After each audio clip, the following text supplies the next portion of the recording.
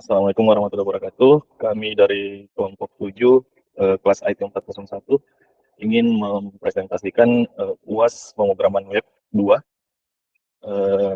dosen Catur Nugroho, Eskom Emkom. Di sini kami akan mempresentasikan aplikasi berbasis web yang kami beri nama Sampan, Sistem Administrasi Manajemen Pengelolaan Sampah.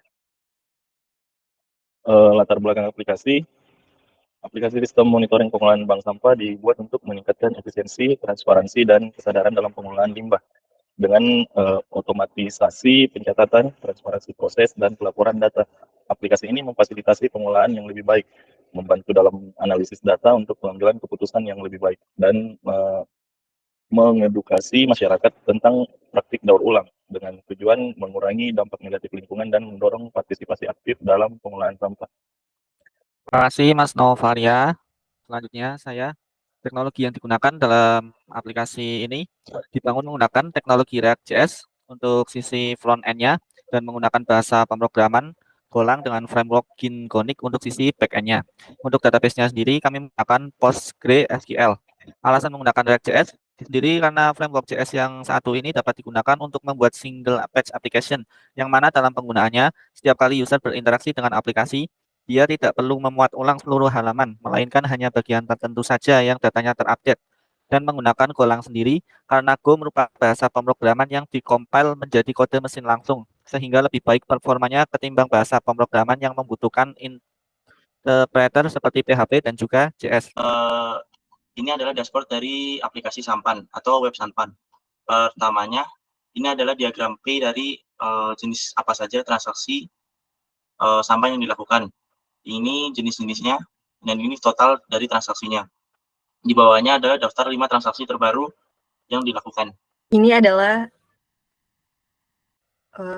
bagian dari kategori sampah. Outputnya seperti ini. Di dalamnya terdapat ada 5 jenis sampah yang sudah dimasukkan. Yang pertama itu ada koran, untuk harga sampahnya 2.000 per kilogram. Yang kedua ada duplex, untuk harga sampahnya 4.000 per kilogram. Yang ketiga ada kardus, untuk harga sampahnya 2.000 per kilogram. Yang keempat ada botol mineral, harga sampahnya 3.000 per kilogram. Dan yang terakhir ada gelas warna, harga sampahnya 4.000 per kilogram. Untuk actionnya kita bisa ngelakuin edit data.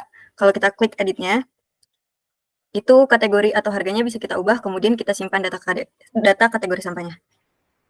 Simpan. Berhasil, lalu tekan OK. Kemudian kalau untuk action delete-nya juga bisa langsung diklik aja delete-nya. Kalau mau benar-benar di-delete ya yes delete it, kalau misalnya nggak mau bisa tekan cancel.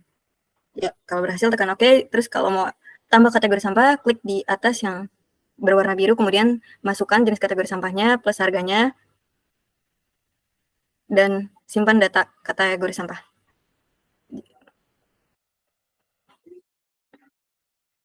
Karena tadi sebelumnya udah ada, jadi harus diubah lagi agar namanya berbeda.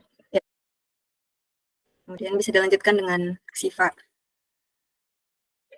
Di sini saya akan melanjutkan dari Tiara. Di sini saya akan membahas tentang pada daftar nasabah. Yang pertama, di sini ada di tampilan nasabah ada nama, nomor handphone, dan actionnya. Di dalam action sendiri ada view. Nah, di dalam view ini kita bisa melihat detail user seperti nama lengkap, email, nomor handphone, dan alamat. Selanjutnya pada menu edit. Di sini kita dapat mengedit data customer seperti nama lengkap, email, nomor HP, dan alamat. Di sini kita coba edit data customer, misalnya kita mengubah nomor handphone. Jika sudah, simpan data user dan akan terupdate secara otomatis. Oke. Selanjutnya di sini kita bisa tambah data nasabah melalui tab tambah nasabah. Di sini melalui nama lengkapnya. Kemudian klik tambah customer dan oke. Nah, pada menu yang daftar sini dapat dilihat Larisa ini sudah terupdate secara otomatis.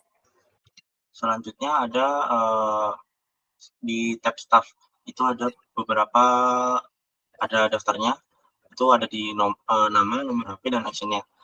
Ini ada di actionnya sendiri itu ada view dan ada edit. Edit ini hanya bisa digunakan apabila login dengan akun staff sendiri. Jadi saya sebagai Ilham, login sebagai Ilham, hanya bisa mengedit punya saya sendiri. Jadi misalkan dimasukin nomor telepon, terus tinggal disimpan. Di transaksi ini kurang lebih sama ya seperti yang lain, ada tampilan list transaksi. Di sini per satu halamannya terdapat 10 data transaksi. Nah, yang ditampilkan adalah tanggal, nama nasabah, jenis sampah, kuantitinya, dan total harga. Lalu untuk actionnya di sini ada view dan juga edit. Kita coba yang view dahulu. Nah, untuk view ini dia akan melihat detailnya ya, ada detail jenis sampahnya, sampah apa harganya berapa, lalu detail nasabahnya siapa, dan juga detail transaksinya, jumlahnya berapa, kemudian total harganya berapa. Sini kita bisa coba edit dulu mungkin ya. Kita edit yang ini. Ini jika kita edit kategori sampahnya, dia akan otomatis mengupdate harga sampahnya juga ya. Misal saya ganti, ini kan sebelumnya 24.000 berarti 2.000 ya. Saya ganti besi misal. Nah, dia jadi 60.000 karena harga per kilonya adalah, oh maaf ini belum update di sininya. Nah, ini ada bucket sedikit, ini harusnya update juga, data detail sampahnya harusnya besi dengan harga terbarunya itu 5.000 kalau tidak salah. Nah, ini kita coba tambah transaksi baru. Nah, di sini untuk inputnya menggunakan select option, tapi bisa diketik juga ya. Jadi jika nanti datanya sudah banyak, tidak perlu scroll ke bawah, bisa langsung dicari saja. Untuk kategorinya juga. Ini sudah masuk data transaksi terbarunya. Oh, ya, mungkin ada yang lupa, di view sendiri ini ada satu hal kecil ya. Di sini dia bisa ada detailnya bahwa transaksi itu dibuat oleh siapa. Ini tadi saya yang buat. Ini bisa dilihat yang lain. Nah, ini dibuat oleh Shiva. Jadi bisa dilacak juga ya siapa yang menambahkan transaksi tersebut. Nah, untuk selain view dan edit, ada juga fitur delete sebetulnya. Mungkin bisa kita coba dulu menggunakan super admin. Ini juga mungkin lupa dibahas ya akun halaman loginnya. Nah, ini untuk masuk ke aplikasi perlu login dahulu. Kita menggunakan super admin, kita bisa menghapus transaksi ya. Misalnya saya coba yang paling terakhir deh. Saya coba hapus. Nah, sekarang jadi 18 transaksi. Dan ada satu hal juga yang bisa dibilang ini hal kecil tapi sering terlupakan. Misalnya kita menggunakan ini ya, detail sampahnya gelas warna. Ini kan kalau kita coba tambah masih ada ya gelas warnanya. Sekarang saya coba mau hapus dulu di kategori sampahnya. Nah, jika dihapus, ini tetap ada ya detailnya yang tidak hilang. Kalau kita view juga tetap ada gelas warna. Tapi kalau kita coba tambahkan, harusnya tidak ada. Nah, sudah hilang karena datanya sudah dihapus. Nah, untuk hal tersebut saya jelaskan di skema database mungkin ya. Nah, selain fitur ini mungkin hanya itu saja untuk transaksi. Yang terakhir ada fitur logout ya untuk keluar dari akun admin.